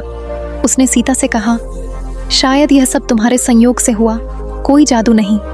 सीता मुस्कुराई, संयोग वही बनता है जब भगवान चाहें। उस रात जब वृजमोहन अपने आंगन में बैठा, अचानक हवा चली। तुलसी के पौधे से बांसुरी की हल्की धुन सुनाई दी। वह चौंक उठा। सामने कोई नहीं था, पर धुन उसके दिल में उतरती चली गई। उसे लगा जैसे कोई कह रहा हो, जो दूसरों की आस्था पर हंसता है वहीं एक दिन उसी आस्था से झुकता है। अगली सुबह वह मंदिर गया। सीता तुलसी को जल चढ़ा रही थी। वृजमोहन ने उसके सामने सिर झुका दिया। मुझे माफ कर दो। सीता ने बस इतना कहा, मुझे नहीं, कृष्ण को धन्यवाद कहो। वे हर दिल में हैं, बस अहंकार के पर्दे के पीछे छिपे रहते हैं। वह दिन गांव के इतिहास में अंकित हो गया। मंदिर की घंटियां जब बजीं तो सबके हृदय में वही बांसुरी गूंज रही थी, करुणा, प्रेम और भक्ति की। और उस रात जब सीता आकाश की ओर देख रही थी, उसे वही नीले वस्त्रों वाला रूप दिखाई दिया। कृष्ण मुस्कुराए, अब तेरे गांव में शांति लौट आई है। पर याद रखना सीता, भक्ति केवल मंदिर में नहीं, करुणा में भी होती है। जिसने दूसरों के दुख को अपना माना, वही मुझे पा सकता है। सीता की आंखें बंद हो गईं। उसके हृदय में एक ही भाव था, अब मुझे किसी प्रमाण की जरूरत नहीं। जब तू भीतर बोलता है तो पूरा संसार मौन हो जाता है। और उस क्षण हवा में वही बांसुरी फिर गूंजी। कृष्ण चले गए थे, पर उनकी करुणा उस गांव की मिट्टी में बस गई थी। गांव में अब वही हवा बह रही थी जो पहले कभी इतनी भारी लगती थी। जहां पहले लोगों के दिलों में जलन और कटुता का धुआं था, वहां अब शांति और करुणा की ठंडक थी। उस रात के बाद जब सीता की प्रार्थना से जमींदार के बेटे की जान बची, सब कुछ बदल गया।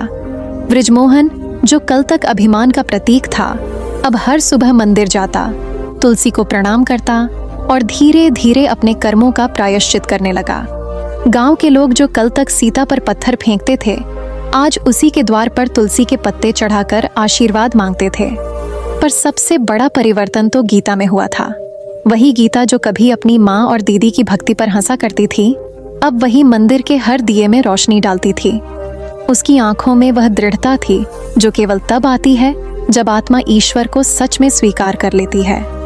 एक दिन वह सीता के पास आई और बोली, दीदी, अब समझ आई कि भगवान बीमारी नहीं मिटाते, वे मन की अंधेरी रात को मिटाते हैं। जब माँ चली गई, मैंने सोचा भगवान मौन है, लेकिन अब दिख रहा है कि वही माँ की तरह हर क्षण मेरे पास थे।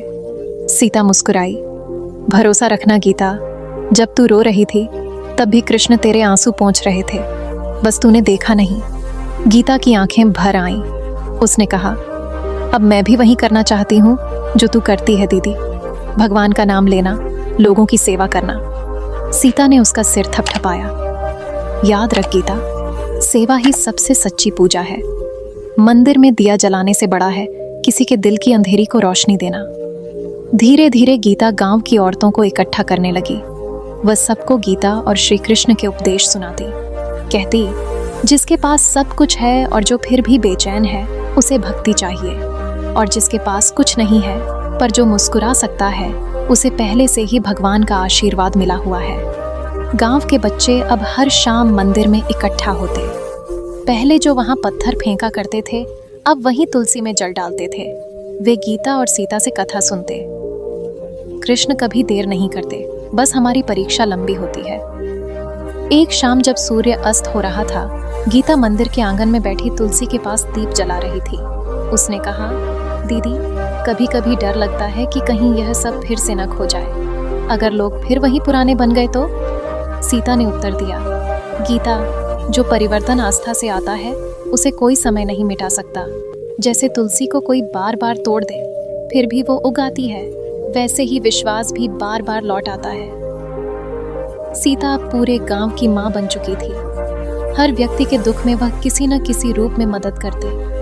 कोई गरीब हो तो उसे खाना देती, कोई बीमार हो तो उसके सिर पर हाथ रखती, और जब कोई कहता तू भगवान है सीता, तो वह हंस देती।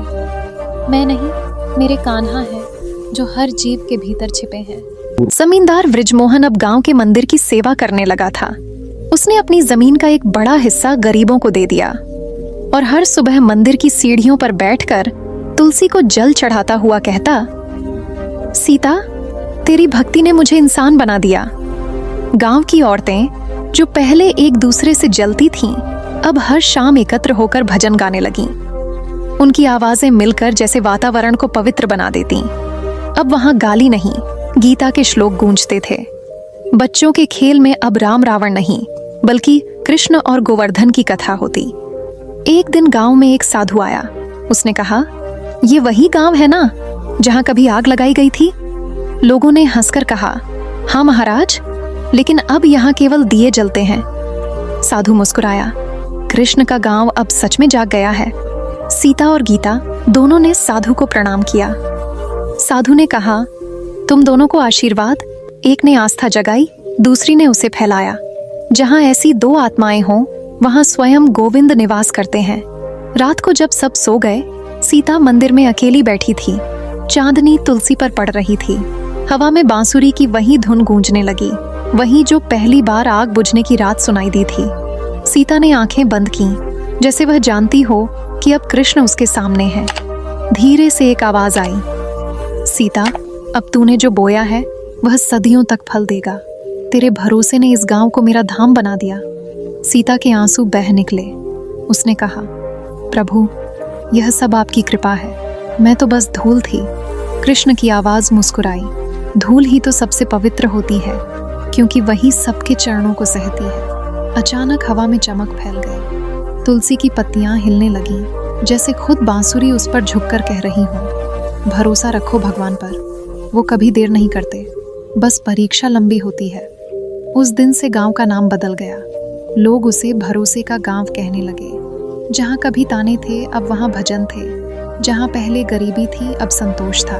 और जहां पहले भय था, वहां अब कृष्ण की उपस्थिति महसूस होती थी। गीता अब अपने घर की नहीं, पूरे गांव की गीता बन चुकी थी। हर दुखी को वह यही कहती। दीदी कहती हैं, कान्हा पर भरोसा रखो, वो कभी देर नहीं करते, बस परीक्षा लंबी होती है। और जब हवा में फिर बांसुरी की हल्की धुन उठती, सब समझ जाते, कृष्ण अभी भी यहाँ है, बस अब वे सीता और गीता के हृदय में बस गए हैं। वृजमोहन सिंह, वही नाम जो कभी गांव में भय का प्रतीक था, अब उसी गांव में करुणा का विषय बन चुका था।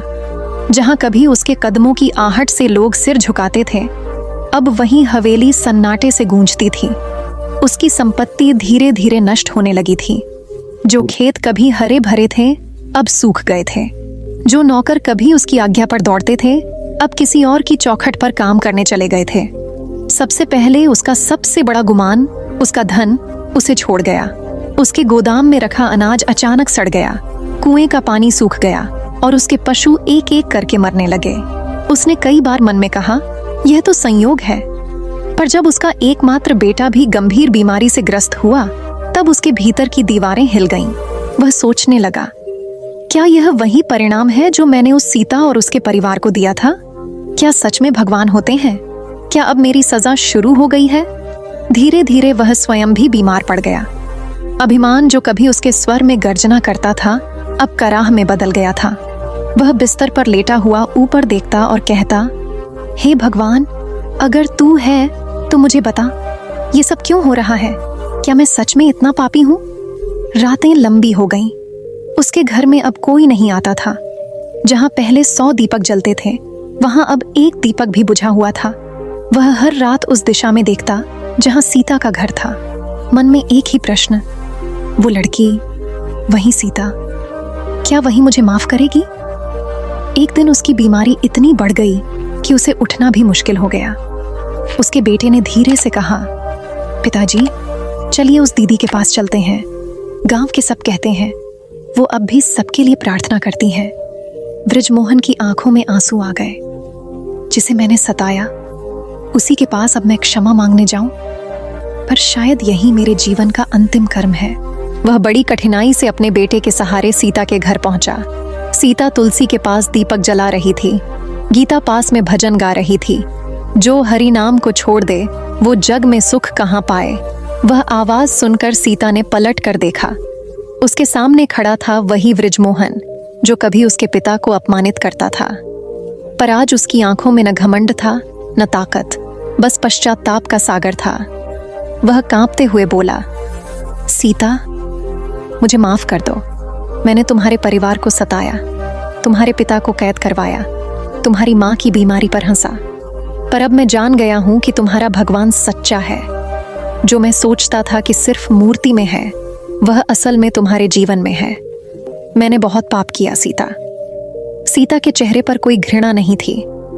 उसकी आंखों में वही शांति थी जो सिर्फ भगवान के भक्त में होती है। वह आगे बढ़ी, तुलसी के पास रखे कलश से गंगा जल उठाया और कहा, जमींदार बाबू, जिसने अपनी गलती मान ली वो भगवान से दूर नहीं रह सकता। कृष्ण कहते हैं, पाप करने वाला अगर एक क्षण को भी पश्चाताप करे तो वही क्षण उसे पवित्र बना देता है। आपने जो गलत किया वह बीते समय का हिस्सा था। अब जो सही कर रहे हैं वही आपका पुनर्जन्म है। उसने गंगा जल उसके हाथ में दिया। बृजमोहन ने कांपते हुए जल पिया।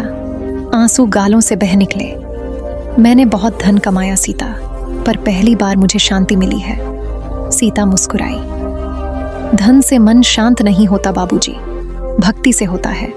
जब आदमी अहंकार में होता है तो वो सोचता है कि वो खुद सब कर सकता है, लेकिन जब भगवान उसे उसके ही कर्मों के आईने में दिखाते हैं तब समझ आता है कि असली राजा वही है जो सिर झुकाना जानता है। बृजमोहन रो पड़ा। मुझे लगा था तुम मुझसे नफरत करोगी। सीता ने कहा, जो भगवान का भक्त है वह किसी से नफरत नहीं कर सकता। आप तो वही आत्मा है जो कभी रास्ता भूल गई थी। कृष्ण ने आपको अब वापस भेजा है अपने धाम की ओर। वह धीरे से उसके पास बैठी और कृष्ण की माला उठाकर बोली, अब से हर दिन यह नाम जपना, हरे कृष्ण कृष्ण कृष्ण हरे हरे, हरे राम राम राम हरे हरे। यह नाम वह दवा है जो आत्मा के पापों को भी जला देती है। बृजमोहन ने आंखें बंद कीं। कुछ देर तक मौन रहा, फिर बोला, सीता, अगर भगवान मेरे पापों को माफ कर दें तो मेरा अंत भी उनके नाम से हो। सीता ने कहा, अगर आपकी आंखें नम हैं तो जान लीजिए कि भगवान ने आपको छू लिया है। धीरे धीरे सूरज डूबने लगा। आसमान में हल्की सुनहरी रेखाएं उभर आईं। बृजमोहन ने तुलसी के पत्ते को हाथ में लिया और बोला, हे माधव, अब मुझे अपनी शरण दे। और उसी क्षण उसकी सांसें शांत हो गईं। सीता ने सिर झुकाया, आंखें बंद कीं और कहा, कृष्ण, आज एक आत्मा लौट आई तेरे धाम। गीता ने धीरे से पूछा, दीदी, क्या वो भगवान के पास चले गए? सीता बोली, हाँ गीता, जिसने क्षमा मांग ली उसने द्वार खुलवा लिया। कान्हा के द्वार पर ताले नहीं हैं, बस अहंकार की जंजीरें होती हैं। उस रात गांव में किसी ने रोया नहीं। सबने दीप जलाए, जैसे किसी पाप का अंत और एक आत्मा की मुक्ति का उत्सव हो। मंदिर में शंख बज उठा और बांसुरी की हल्की धुन हवा में फैल गई। लग रहा था स्वयं श्री कृष्ण मुस्कुरा रहे हैं। गांव वालों ने अगले दिन जमींदार की हवेली के सामने तुलसी लगाई। उसका नाम रखा प्रायश्चित तुलसी। लोग वहां आकर अपने पापों की क्षमा मांगते और कहते, अगर सीता जैसी भक्त न होती तो शायद यह गांव अब भी अंधेरे में डूबा रहता। और सीता, वही पुरानी सीता जिसने कभी सबके ताने सहे थे, अब सबके उद्धार के कारण बन चुकी थी। उसकी आंखों में शांति थी, उसके शब्दों में मधुरता थी और उसके हृदय में बस एक ही संदेश, जिसने भगवान पर भरोसा रखा उसकी हार कभी नहीं होती। गांव में उस रात चांद की रोशनी कुछ अलग थी। हवा में एक अजीब सी शांति थी, जैसे धरती भी किसी प्रतीक्षा में हो। मंदिर की तुलसी के पास सीता चुपचाप बैठी थी। उसके नेत्रों में आंसू थे, पर चेहरा संतुलित था। जीवन के तूफानों ने उसे तोड़ा नहीं, बल्कि उसे किसी तपस्विनी की तरह स्थिर कर दिया था। तारा देवी के निधन के बाद से उसका हृदय जैसे मंदिर ही बन गया था। हर वेदना अब प्रार्थना में बदल जाती थी। उस रात जब सब सो गए, सीता की पलकों पर एक दिव्य उजाला उतरने लगा, जैसे कोई प्रकाश भीतर से उसे बुला रहा हो। उसने महसूस किया कि मंदिर की घंटियां अपने आप बज उठीं। धीरे धीरे हवा में एक परिचित गंध फैली, वही गंध जो तारा देवी के शरीर से तब आती थी जब वे तुलसी जल चढ़ाया करती थीं। और फिर उस दिव्य उजाले में सीता ने अपनी माँ को देखा। माँ तारा देवी उस रूप में थी जिसे शब्दों में बांधा नहीं जा सकता। आंखों में करुणा, माथे पर तेज और चारों ओर नीले प्रभा का आभा मंडल। वे मुस्कुरा रही थीं। बिटिया, उनकी आवाज किसी झरने की तरह कोमल थी। तेरे भरोसे ने मुझे मोक्ष दिलाया है। जिस दर्द को तूने सहा वह तेरी हार नहीं, तेरी आत्मा की जीत थी। तूने जो भक्ति दिखाई वही हमारे वंश की रक्षा का कारण बनी। अब तेरी बारी है अपने विश्वास से इस अंधेरी दुनिया को जगाने की। सीता ने कांपते हुए कहा, माँ, आप सच में आई हैं? क्या कान्हा ने आपको मोक्ष दिया? तारा देवी मुस्कुराई। कान्हा सबको वही देता है जिसके वे पात्र बनते हैं। मैंने तेरी आंखों में जो विश्वास देखा वही मेरा तीर्थ बन गया। जब तूने सब खोकर भी भगवान का नाम लिया, उसी क्षण उन्होंने मेरे सारे कर्मों का बंधन खोल दिया। सीता रोने लगी। माँ, सब कुछ तो खत्म हो गया, घर, लोग, रिश्ते। अब मैं किसके लिए जीऊं? माँ की आवाज में गहराई थी।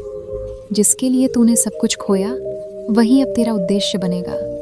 तू जिएगी उन सबके लिए जो ईश्वर पर से भरोसा खो चुके हैं। तू बनेगी उस विश्वास की ज्योति जो कभी बुझती नहीं। जैसे ही यह कहा, माँ का स्वर एक आशीर्वाद में बदल गया। तुलसी की इस मिट्टी में अब तेरे आंसुओं की शक्ति बस गई है। जब भी कोई सच्चे मन से यहाँ प्रार्थना करेगा उसका दुख मिट जाएगा। यह तेरा वरदान है। अचानक हवा में एक दिव्य कंपन हुआ। मंदिर का पूरा आंगन प्रकाश से भर गया।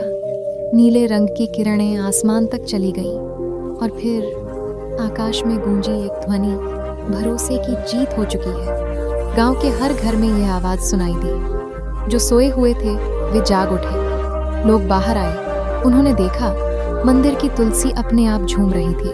दीपक बिना हवा के लहरा रहे थे और बांसुरी की धुन पूरे वातावरण में घुल रही थी। माधव, जो पास के खेत में सो रहा था, दौड़कर मंदिर पहुंचा। वहां उसने सीता को तुलसी के पास बैठे देखा।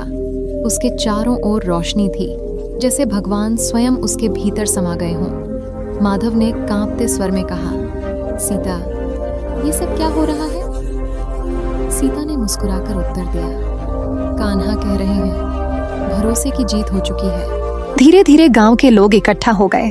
गीता भी आई। उसके चेहरे पर आंसू थे, पर वे अब दुख के नहीं, प्रेम के थे। उसने दीदी के चरणों में सिर रख दिया। दीदी, आप सच कहती थीं। भगवान कभी देर नहीं करते। उन्होंने सब कुछ लौटा दिया, लेकिन अपने समय पर। गांव के बुजुर्ग बोले, हमने इसे अपशकुनी कहा, इस पर दोष लगाया, पर आज समझ आया ये वही थी जिसके भरोसे से गांव बचा। जमींदार वृजमोहन, जो अब लगभग निष्प्राण अवस्था में था, लाठी के सहारे मंदिर आया। उसकी आंखों से पश्चाताप की धार बह रही थी। सीता, मैंने तुझे बहुत सताया। मैं अंधा था अपने अभिमान में। आज देख रहा हूं, तू तो साक्षात भक्ति की मूर्ति है। सीता ने उसके चरणों में गंगा जल रखा। जिसने अपनी गलती मान ली वो भगवान से दूर नहीं रह सकता। कान्हा ने आपको यह अवसर दिया है कि आप नई शुरुआत करें। वह जमीन जो अन्याय से छीनी गई थी वापस लौटा दी गई। गांव के लोग फिर से मंदिर का पुनर्निर्माण करने लगे। गीता ने हर सुबह तुलसी के पास दीपक जलाने का प्रण लिया। समय बीतता गया, पर उस रात की आकाशवाणी सबके हृदय में गूंजती रही। भरोसे की जीत हो चुकी है। कहा जाता है कि उस दिन के बाद जब भी किसी के घर विपत्ति आती, वह सीता के मंदिर में जाकर तुलसी के पास बैठता, और आश्चर्य, उसी रात उसके जीवन में कोई न कोई राह निकल आती। किसी को रोग से मुक्ति मिलती, किसी को खोया हुआ धन और किसी को टूटे हुए रिश्ते वापस मिल जाते। लोग कहते थे, ये वही मंदिर है जहां भरोसे की जीत हुई थी। सीता अब वृद्ध हो चुकी थी, लेकिन उसके चेहरे पर वही तेज था जो पहली बार जब उसने बांसुरी सुनी थी तब झलका था।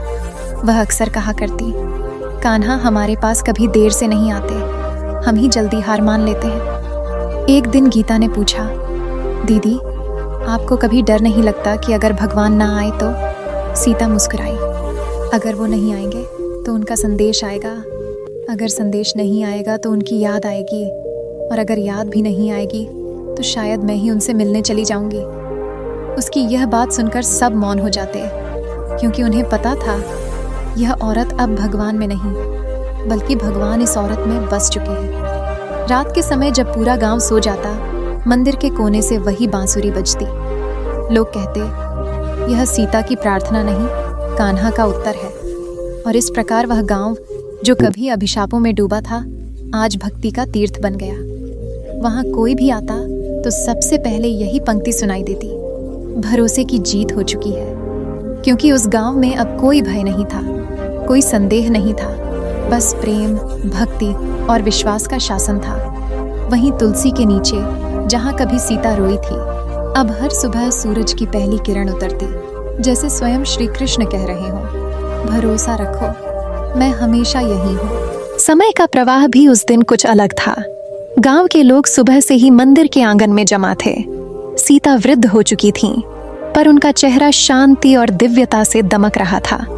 बाल अब सफेद थे, पर आंखों में वही चमक थी जो बचपन में कृष्ण की बांसुरी सुनते समय झलकी थी। गीता उनके पास बैठी थी, हाथ में तुलसी की माला थामे और आंसुओं के साथ दीदी की ओर देख रही थी। दीदी, आज भी आप वही कहेंगी, भरोसा रखो, कान्हा कभी देर नहीं करते। सीता ने मुस्कुराकर जवाब दिया, हाँ गीता, वही सत्य है, और आज मेरा अंतिम भरोसा उन्हीं पर है। कृष्ण, अगर तू सदा मेरे साथ था तो अब मुझे अपने पास बुला ले। जैसे ही यह शब्द हवा में घुले, मंदिर में हल्का प्रकाश फैलने लगा। दीवारों पर भगवान की छवि चमक उठी। तुलसी के पास बांसुरी की मधुर ध्वनि फिर से उठी, इतनी कोमल, इतनी दिव्य कि कोई शब्द उसमें पकड़ नहीं सकता। गांव के लोग चकित रह गए। उन्होंने देखा कि वृद्ध सीता की आंखें धीरे धीरे बंद हो गईं। लेकिन अचंभित करने वाली बात यह थी कि उनकी देह अब शांत थी, पर चेहरे पर मुस्कान थी, जैसे वे पहले से ही किसी दिव्य सुख में लीन थीं। गीता कांपती हुई उनके पास गई और पूछा, दीदी, क्या आप सच में जा रही हैं? सीता की आंखों में पहले जैसा तेज नहीं था, पर आत्मा की गहराई में अनंत शांति झलक रही थी। हाँ गीता, अब मैं कान्हा के साथ हूँ। यह शरीर केवल एक आवरण था, आत्मा ने उसे पार कर लिया। जो मैंने इस जीवन में सीखा, वही अब तुम्हारे लिए और सबके लिए संदेश बन जाएगा। भरोसा रखो, भक्ति करो, प्रेम फैलाओ। गांव के लोग चुपचाप देखते रहे। मंदिर में हल्की हवा चलने लगी, जैसे कोई अदृश्य हाथ दीपक की लौ को झकझोर रहा हो। तभी किसी ने देखा, सीता की देह के पास एक ताज़ा मखमली फूल रखा था। हैरानी की बात यह थी कि फूल पर किसी का भी हाथ नहीं पड़ा था। उसकी खुशबू पूरे मंदिर में फैल गई और हर किसी के हृदय को छू गई। गांव के बुजुर्गों ने धीरे से कहा, यह वही वरदान है जो केवल भक्ति की शक्ति से मिलता है। जिसने अपने जीवन में पूर्ण विश्वास और प्रेम दिखाया, उसे अंतिम क्षण में भगवान स्वयं अपने पास बुलाते हैं। गीता ने सिर झुकाया और माला को थामे कहा, दीदी, आपने सिखाया कि भरोसा कभी धोखा नहीं देता। अब मैं वही रास्ता अपनाऊंगी और हर व्यक्ति को यही सिखाऊंगी। धीरे धीरे मंदिर में शांति छा गई। बांसुरी की धुन जैसे स्वर्ग से आई हो। दीदी की देह को ध्यान पूर्वक सजाया गया। गांव वालों ने उसे अंतिम दर्शन दिया और हर किसी के मन में एक ही संदेश गूंज रहा था, जो भगवान पर सच्चा भरोसा करता है, उसकी हार कभी नहीं होती। मृत्यु भी उसे रोक नहीं सकती। समय बीतता गया, पर उस दिन की घटना हमेशा गांव में याद रखी गई। मंदिर के आंगन में हर सुबह वही बांसुरी बजती थी। लोग कहते थे, यह सिर्फ सीता की नहीं, बल्कि विश्वास की ध्वनि है। गांव के बच्चे भी उसी आंगन में खेलते और बुजुर्ग उन्हें सिखाते। देखो, वही मंदिर है जहां भरोसा और भक्ति ने चमत्कार किया। जहां विश्वास की ज्योति जली, वहां अंधकार कभी टिक नहीं सकता। सीता ने हमें यह सिखाया, प्रेम और भक्ति में जीवन अमर होता है। गीता ने मंदिर संभाला। उसकी आंखों में सीता की छवि हमेशा रहती। हर प्रार्थना में, हर भजन में और हर दीपक की लौ में वह दीदी की उपस्थिति महसूस करती। गांव में अब कोई भय नहीं था। लोग जानते थे कि भक्ति और भरोसे की शक्ति उनके बीच हमेशा जीवित है। और वहीं मंदिर की ऊंची मीनार पर सूर्य की किरणें गिरती, जैसे भगवान स्वयं यह कहते हों, भरोसा रखो, मैं हमेशा तुमसे साथ हूँ। समय के साथ नारायणपुर गांव का स्वरूप बदल गया। जिस गांव में कभी भय और अविश्वास की परतें थीं, अब वहां प्रकाश और श्रद्धा का राज्य था। हर घर की छत पर तुलसी के पौधे लगे थे। हर आंगन में दीपक जलते, जिनकी रोशनी में लोग भक्ति का अनुभव करते। दीवारों पर बड़े बड़े अक्षरों में श्री कृष्ण का नाम लिखा हुआ था। गांव के लोग अब जानते थे कि जीवन की सच्ची शक्ति केवल धन या सत्ता में नहीं, बल्कि भरोसा और भक्ति में है। गीता ने दीदी सीता की जगह मंदिर की देखभाल संभाली। उसने यह सुनिश्चित किया कि हर आने वाला भक्त सीता की भक्ति और उसके संदेश को महसूस कर सके। बृजमोहन के बेटे ने जो अपने पिता की गलती देखी थी, उसने पूरे गांव में एक भव्य मंदिर बनवाया। मंदिर का नाम रखा गया श्री कृष्ण भरोसा धाम।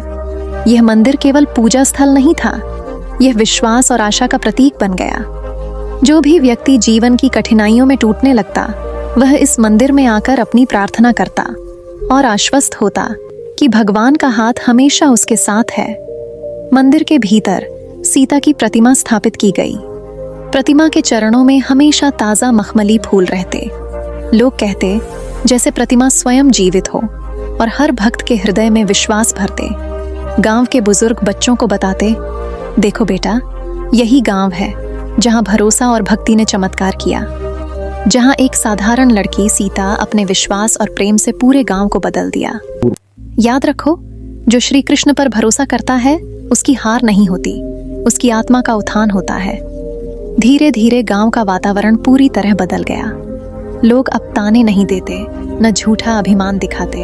हर व्यक्ति समझ गया कि जीवन की सच्ची विजय वही है जब इंसान अपने हृदय में भगवान के प्रति अटूट विश्वास रखता है। गीता हर सुबह मंदिर में दीपक जलाती, तुलसी के पास बैठकर भजन गाती। उसकी आंखों में सीता की छवि जीवित रहती और हर भजन के साथ गांव के लोग अनुभव करते कि विश्वास की शक्ति कितनी महान है। गांव के कोने कोने में हर साल एक उत्सव मनाया जाता, भरोसा उत्सव। लोग दीपक जलाते, तुलसी को सजाते और कहते, आज हम याद करते हैं उस दिन को जब विश्वास ने अंधकार को हराया, जब भक्ति ने जीवन को बदल दिया। जमींदार का बेटा पूरी तरह से भक्ति मार्ग पर था। उसने गांव के लिए स्कूल बनवाए, कुएं खोदवाए और गरीबों की सहायता की। उसने सीता की शिक्षाओं को अपनाया, अहंकार छोड़कर प्रेम और सेवा का मार्ग अपनाया। एक दिन गीता ने मंदिर में बैठे हुए बच्चों को बताया, देखो बच्चों, भक्ति केवल पूजा करना नहीं है।